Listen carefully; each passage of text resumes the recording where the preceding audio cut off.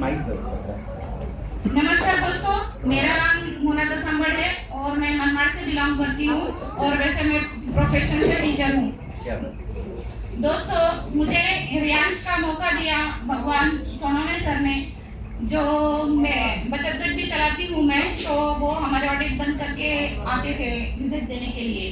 तो उनको पता था कि और मैं मार्केटिंग से बहुत पहले से संबंधित हूँ। जैसे कि मैंने सबसे पहले एमवे किया, रेंटल इंश्योरेंस किया, मैत्री की, सेफ शॉप किया। 2016 में मैंने सेफ शॉप ज्वाइन किया था।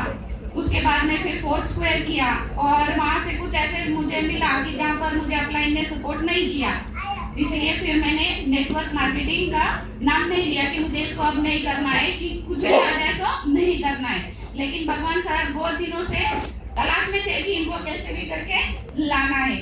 तो एक दिन ये लोग ऐसे ही प्लान दिखाने के लिए मेरे पास आ गए, ताऊर सर, निर्मला मैडम और भगवान सर।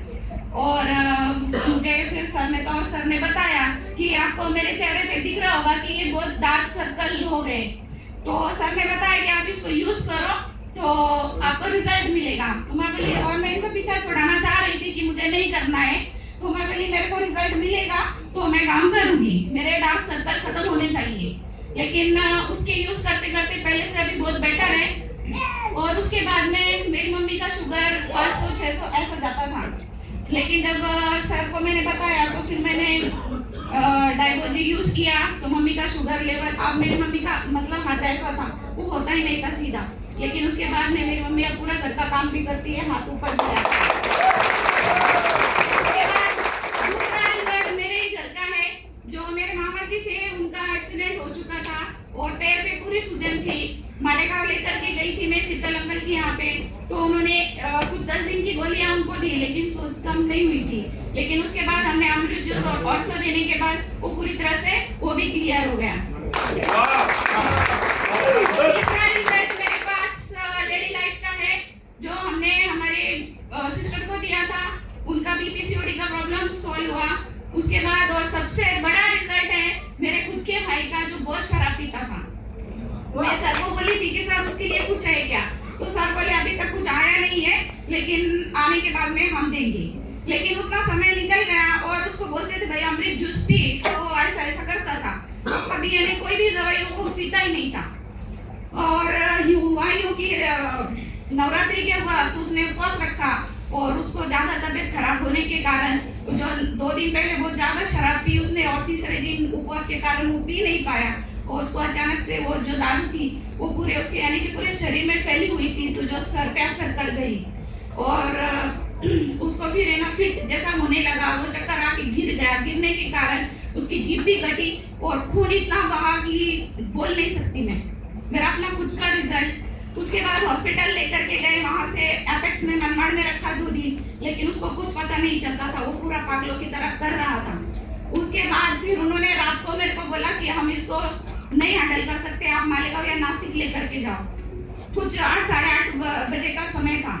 जो फिर मैं बोली सर मेरे को आप पहले बताते तो मैं ले जा सकती थी, अब मैं कहाँ लेकर के जाऊँ, इतना रात हो गया। तो बोले नहीं हम कुछ नहीं कर सकते, आप लेकर के जाओ। बोले और रास्ते में कुछ हुआ, तो बोले नहीं कुछ नहीं होगा। इतना बोलने के बाद में फिर मैंने वहाँ से डिसीजन लिया, मैंने सब लिखवा करके लिया उनसे कि मेरे को भेजवाओ। एपेक्स में गई मैं मालेगांव, लेकिन मुझे वहाँ पे हॉस्पिटल समझ में नहीं आया। उसके बाद मैं समर्थ में आई, स्कॉच में आई, संकल्प में आई लेकर के। वो भी बोले कि हम नहीं ले सकते इसको क्योंकि इसकी तबीयत बहुत ज्यादा सीरियस है, आप नासिक लेकर के जाओ। तो मैंने बोला सर अब मैं कहीं नहीं लेके जाऊंगी। उन्होंने मेरे सामने कुछ ऐसे 4 पॉइंट्स रखे कि हम लोग इलाज तो करेंगे, लेकिन उसके बाद में अगर से इसको कुछ होता है तो उसकी जिम्मेदारी आपकी होगी। उसको पैरालिस हो सकता है, कोमा में जा सकता है, अटैक आ सकता है, ऐसी कुछ भी हो सकता है। अगर ऐसा कुछ होता है तो उसकी जिम्मेदारी आपकी होगी। अब ऐसे भी वो कुछ न जीने में था न मरने में था। फिर मैंने सोचा ठीक है सर आप इलाज करिए। उसके बाद में 2 दिन मैंने उनको भी देखा कि इसको होश नहीं आ रहा था। मैं रात भर में उनको इतनी मेडिसिन दी, उसको 4-5 इंजेक्शन नींद के लिए जाते थे, लेकिन वो सो नहीं पाता था। फिर मैंने सर से बात की तो सर ने मुझे बताया कि आपको अपने प्रोडक्ट के ऊपर भरोसा नहीं है क्या। मैं बोली सर है तो, लेकिन वो आईसीयू में है, तो फिर क्या किया जाए। तो बोले आप उसको कैसे भी करके पिलाइए। मैंने उसको पिलाया सर ने मेरे को बोला फिर डॉक्टर्स ने कि 11 साढ़े 11 बजे की बात है कि आप इसको जूस पिलाओ। मैं बोले सर अब इतने रात को कहाँ से लेके आओ? तो बोले आप है ना स्टैंड के पास जाओ, आपको मिल जाएगा। तो मेरे मामा जी और मैं हम दोनों वहीं पर थे। वहाँ से आने के बाद में हम नीचे आए, कुछ हमने 10 से 15 मिनट हमने टाइम वेस्ट किया और अपना अमृत जूस मैंने उसको 30 ml पिलाया और कुछ आधा घंटे के बाद में उसको नींद लगी। नींद ऐसी लगी कि वो 2 दिन उठा ही नहीं, 2 दिन उठा ही नहीं। मुझे लगा कि अब तो ये सच में खत्म हो गया।